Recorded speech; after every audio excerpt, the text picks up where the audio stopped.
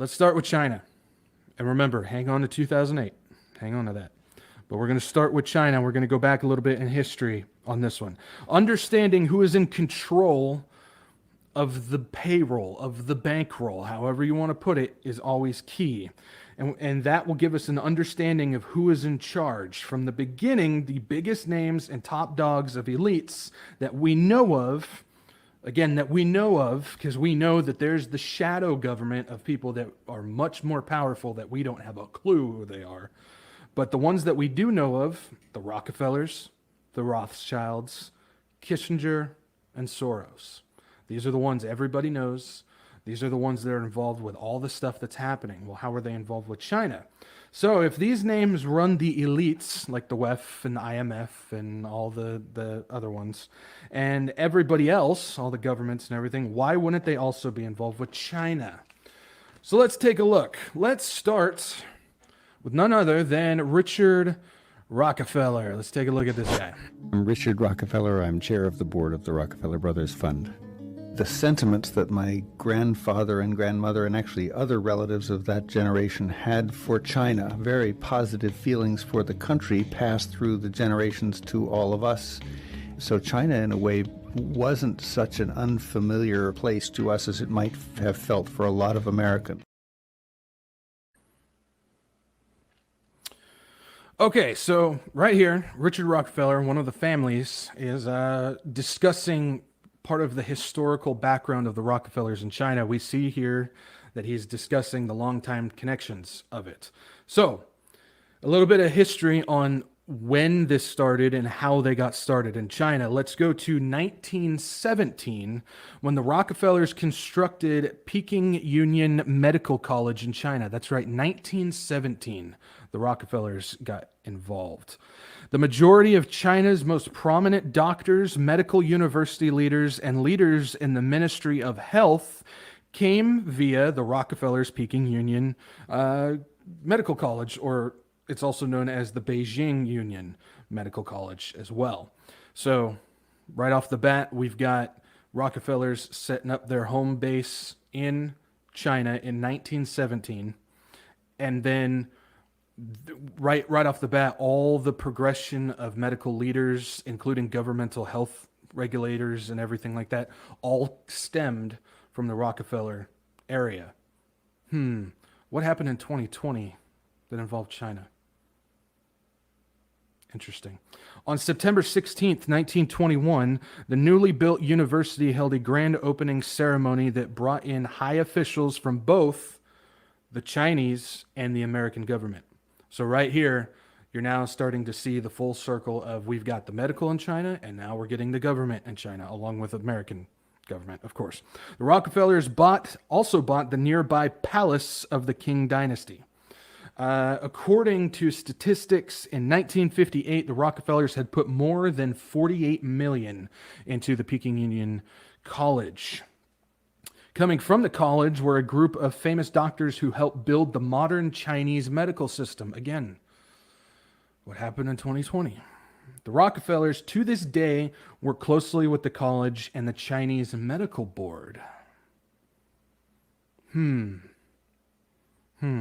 if we flash forward to today, we see, and I totally forgot to get a screenshot of this, but you can look it up. It's on all the mainstream media sites and everything.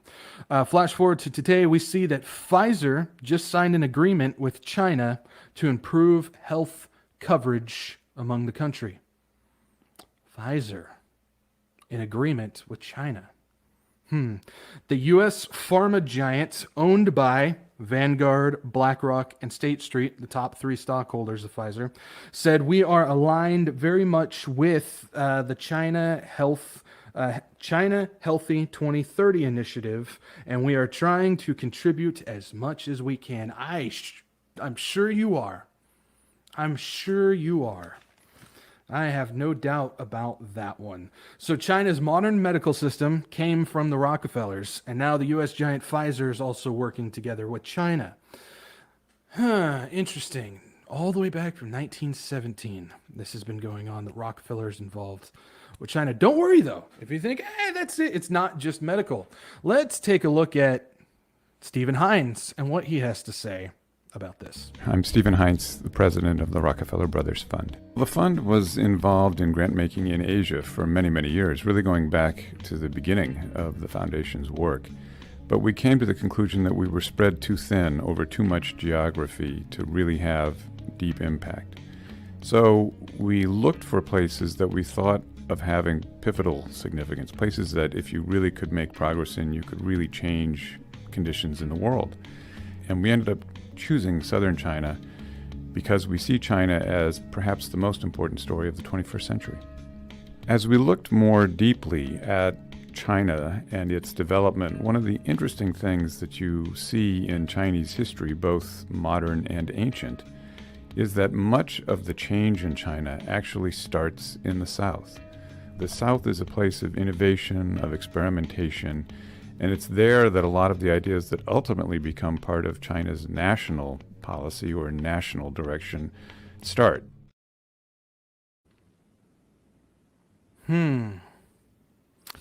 So what the Rockefellers were doing was trying to find a strategic location to start influencing the overall country's policy, because you just specifically said that in southern China, once it's developed there, it usually goes across the entire country. That's where they decided to set up home base. Interesting. So they were very strategic on where they were going to strike. And of course, we know that's what they're good at, is they're good at being very strategic on how they're going to go after people. Now, that's the Rockefellers. That's some history. That's how they're involved with not only governmental policy, but also the medical stuff, the history of when they were involved with China and all that stuff. But let's move on from the Rockefellers, shall we? Again, I said I'm not going to go over everything. We'd be here forever. But let's move on from the Rockefellers. What about Kissinger and, Henry Kissinger, Nixon, and what did Brzezinski have to say about this stuff? Let's listen to what they have to say about being involved with China. Let's take a look at this. But they really are issues of the construction of a new world order. That's what this is about. And that's the sort of dialogue the Chinese are generally good at. And so a partnership between us is essential. A conflict between us is going to exhaust us both in tactical exercises that cannot be conclusive. And the New World Order could satisfy both. It has to satisfy both, because otherwise it will lead to tensions that will exhaust us both. One has to give credit to President Nixon's and Henry Kissinger's initiative. They broke the ice. They did. But they confronted a residue of suspicion, and that suspicion was mutual, and grievances, and they were also mutual, that it really took time for the relationship to sort of become more normal, more predictable, and eventually what we accomplished was that it became, in fact, open and full, comprehensive, and in fact initiated a kind of secret collaboration, or even perhaps you could call it an alliance.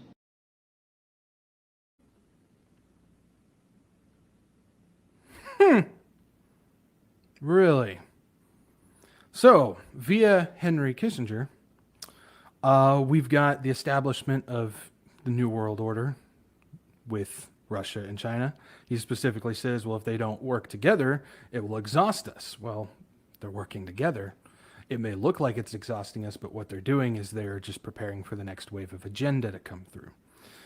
And then we see that there is a secret alliance that was created between them, also via Henry Kissinger during the Nixon era. Very interesting. So far, we've got the Rockefellers, who are deeply involved with China in multiple ways. Then we've got Henry Kissinger there, who's helping create this secret alliance, and it's part of this New World Order that they want to bring in, which at this point, it's obvious they continue to try and say it's a conspiracy theory, but we've heard them out of their own mouths. We just heard it right out of his own mouth that's going on. So there's some historical stuff that's coming with it. Now, a lot of people, they look at that stuff and go, that's old news. How on earth does that apply today? Well, let's just take a trip back to November 22nd, November 22nd, 2019. November 22nd, 2019. Something just a few weeks later started kicking in when that happened. Well, here's Kissinger and Z. The Chinese president also met with former U.S. Secretary of State Henry Kissinger. Xi Jinping praised Kissinger's historic contribution to China-U.S. relations. He said bilateral relations are now at a critical moment, and the two sides should strengthen communication and enhance mutual understanding. He called for the two sides to push China-U.S. relations forward in the right direction on the basis of mutual respect, win-win cooperation, and the interests of their people. Kissinger said China-U.S. relations are more important in this new era, and the two sides should find a solution to their differences through dialogue. He said it is important to both countries and the world that the two countries continue to cooperate in multiple areas. I don't know about you guys, but at this point I could just stop. I'm not going to.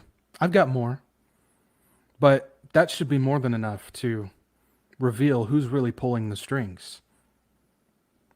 I mean, these are the ones that we know, again, the ones that we know of that run the world. And they're deep involved with China. So, but like I said, I'm not going to stop there. There is one name that we haven't gotten to yet, or actually two. Man, there's more than I even remembered. But there's two. But let's go ahead and start with Evelyn de Rothschild. And what does he have to say about China? This is an interview that he did with Bloomberg in 2011. There's several nuggets in this. I'm going to cover mainly one of them, but pay attention. There's several nuggets, and when he says it, you'll know it. Evelyn de Rothschild joins us now to talk about investing in China and his latest venture, Weather Central, here as well. So, Evelyn, thank you very much indeed for joining us. I just want to get your views on how things have evolved. Has it become a more open society? Has it become an easier place to do business? Oh, I think it is, no doubt. I think it's a remarkable country. When you think of what has happened in the last 10 years, let alone 20 years, is an achievement beyond recognition. I think that one of the things that is so important is people must come to China, not only come to the East Coast, but to go into China and see the potential and see what has been developed by the government and by the private enterprise. So, Evelyn, I want to just get to the here and now when it comes to China. There's a bit of uncertainty, but it's particularly a quandary as to what happens in terms of monetary policy. I believe that you've been talking to the People's Bank of China. What was the view you got from them? Well, I haven't talked to them. I had the privilege of talking to the supervisor of the bank, who's an old friend of mine, Mr. Lu Mingkong, and I listened to him very well at a very good conference given by J.P. Morgan last week. And I think the problem is, obviously, we live in a global world. Everyone is worried about how one can work closer. We are all concerned about the American deficit and what is happening in the United States. There is a currency problem, and it is very complicated. So, Evelyn, what about the RMB situation? You mentioned a so-called currency problem. I mean, do you see the day in the next 5 years where it's fully convertible and flexible? Well, you're talking to a person who's quite old. If I'm around in 5 years, I'd like to think that that is the case. I think we've all got to move towards that opportunity, and I think the challenge also is whether we should move towards an international currency. You guys hear that last part? This is 2011, and he's talking about moving to an international currency. But before that, he talked about how the country is being developed by not only the government, but also private enterprise. I wonder who those private enterprises are. He talks about his good old friend at the supervisor of the Bank of China and a meeting with J.P. Morgan in China. JP Morgan, there's another one. You guys seeing it? And again, he specifically mentioned an international currency. What does that should ring a bell as prophecy watchers? Because what do we know is going to be an international currency in the tribulation? One world economy. What are the CBDCs going to be used for?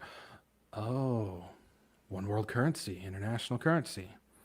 That was in 2011. Again, 2011, right after the 2008 stuff. And he also talked about how the U.S. monetary system is going down. Interesting. We've been seeing all this stuff lately. The world becoming less dependent upon the dollar, or de-dollarization. This has been the big stuff that's been going on. We've seen the BRICS thing happening. We see what's going on with the de-dollarization. Let's just take a look at some of the most recent headlines as far as this goes. De-dollarization has begun. This is Zero Hedge from April 5th, not too long ago. As the world's reserve currency, the US dollar is essentially the default currency in international trade, a global unit account. Because of that, every central bank on Earth keeps a large portion. But the switch from dollars to yuan real settlement basis and Chinese Brazilian trade is only the latest growing trend. We're starting to see more and more of these countries that are shifting away from the trade dollar and going into their own stuff. But I'm also seeing a lot of yuan being thrown around. Discussions of a more politically neutral reserve currency have gone for decades, with things experienced in Iran, Russia. Oh, there's Russia being evicted. So this Ukraine-Russia war kind of got the ball rolling as far as de-dollarization, and that came from the sanctions that they put, where they got kicked out of SWIFT, and there was a big push for BRICS. Interesting. Let's take a look at another one. This is from April 6th, the next day. BRICS nation developing new currency as quest for global de-dollarization accelerates. According to the IMF, International Monetary Fund, the dollar's share of global foreign exchange reserves fell below 59% at the end of 2021, extending a 2-decade decline. This is something that's been in the works for quite a while. And some of the events that we've seen happen have just sped it up. Strikingly, the decline in the dollar's share has not been accompanied by an increase in the shares of the pound and sterling, yen, and euro. Those are other long-standing reserve currencies. Rather, the shift out of the dollars has been in two directions. A quarter into the Chinese... Oh, more China. China seems to be benefiting from this quite a bit. A quarter into the Chinese renminbi and 3/4 into the currency of smaller countries. Oh, let's talk some more China, shall we? From business, right here. China's yuan gains traction as international trade settlement currency. Where is it? The Standard, is that it? Yeah, the Standard Chartered Renminbi Globalization Index, the UK's bank's proprietary measure of international yuan usage, rose 26.6% in 2022, topping the 18.5% growth recorded in 2021, Standard Chartered said in recent research. So, we're getting warning that there's going to be a global de-dollarization that's going to be taking place. Well, this is something that's been in the works for a while, and the recent events that involve both Russia and China, the sanctions on both just recently out of the 2020 event and the war that's going on, that has sped up this agenda we've been told about for a while. I mean, we just heard it from Rothschilds there from 2011. Now, you might be thinking, dude, you're kind of touched on something, but you're kind of reaching at the same time. Well, it's time we get that last name in the play. This is from 2009. Remember the 2007, 2008 thing that happened? Well, in 2009, George Soros was interviewed by the Financial Times, and he says something very specific about China. Here we go. But the system we have now has actually broken down, only we haven't quite recognized it. And so you need to create a new one. And this is the time to do it. In the United States, how worried are you about the budget deficit and maybe about the possibility of inflation? Well, certainly a decline in the value of the dollar is necessary in order to compensate for the fact that the U.S. economy will remain rather weak, will be a drag on the global economy. China will emerge as the motor replacing the U.S. consumer. And of course, it's a smaller motor because the Chinese economy is much smaller. So the world economy will have less of a motor. So it will move forward slower than it has in the last 25 years. But China will be the engine driving it forward, and the U.S. will be actually a drag that's being pulled along through a gradual decline in the value of the dollar. So there would be a slow decline in the value of the dollar, a managed decline. And that would be the adjustment that it needs to be accomplished.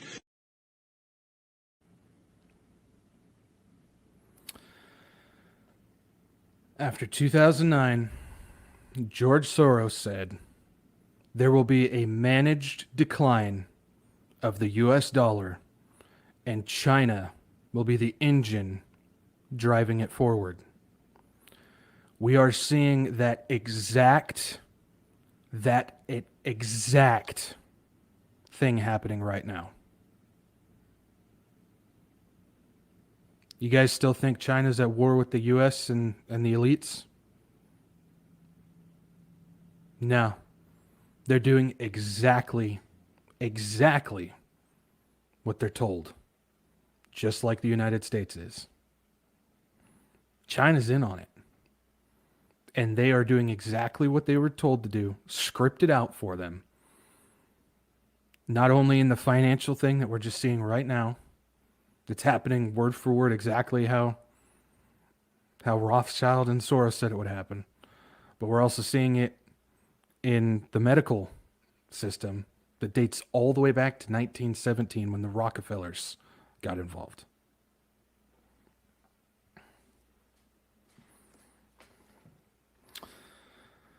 It's important to understand that in 2008 and 2009, the financial crisis never went away. That was a complete, that wasn't an accident. That was a new shift. If you're looking at it as driving a car, you're shifting into the next gear. That was a crisis that they needed to happen to put this stuff into effect. It created an opportunity to print dollars into oblivion, which opened the door for de-dollarization and a biblical style collapse. Look at what we're seeing right now. When that crisis, we never got out of that crisis. Everybody wants to say that we did. We didn't. All it did was create an even bigger bubble on top of the bubble that was already there. That's what happened. And that creates de-dollarization and the ability, when that bubble finally pops, the greatest collapse that you've ever seen. Soros here is confirming this by saying that there is a precisely managed decline of the dollar taking place, with China as the motor, as China as the engine for it. That's what we're seeing, the de-dollarization. We're seeing BRICS and China come involved. China, their currency is going up. They're leading the charge. Question you have to ask yourself is, do you think that China and Russia, BRICS, is just coincidentally following step by step exactly what the elites want? That is the question you have to ask yourself. I can't answer that for you. All I can do is give you this information, and you have to make that decision, because that is the question. If you're going to believe that China is not involved with the elites and everything that's being done with this agenda right now, you have to believe that they are just accidentally, coincidentally following step by step, dating all the way back to at least the 2008 crisis, following exactly step by step what the agenda wants. You have to believe that they're just accidentally falling into it and it's just a coincidence. But if you don't believe that, and you believe that they are following along with the exact agenda that they want, then you now have to tell yourself that you believe that China is involved with this. I can't tell you which way to believe. All I can give you is this information. You have to make the decision for yourself.